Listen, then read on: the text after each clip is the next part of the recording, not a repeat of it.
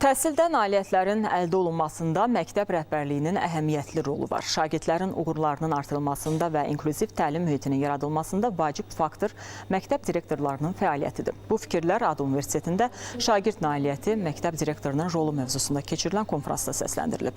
Birləşmiş Ştatların Azərbaycandakı səfirliyinin dəstəyi ilə baş tutan tədbirdə mütəxəssislərin təqdimatları olub. Vurğulanıb ki, tələbələrin ali təhsilə əlçatanlığı, innovativ məktəb direktorları layihəsinin gedişatı və təsiri uğurlu məktəb direktorlarının fəaliyyətindən də asılıdır.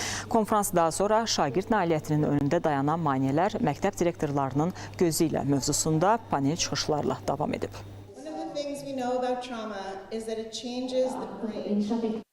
Tədqiqatlara görə məktəb direktorunun şagird nailiyyətindəki rolu ikinci yerdə dayanır. Bu çox böyük roldur. Bu o deməkdir ki, məktəb direktorunun əlində böyük bir səlahiyyət, böyük bir güc cəmləşir və biz bu konferansla bu məsələni daha çox işıqlandırmaq istəyirik.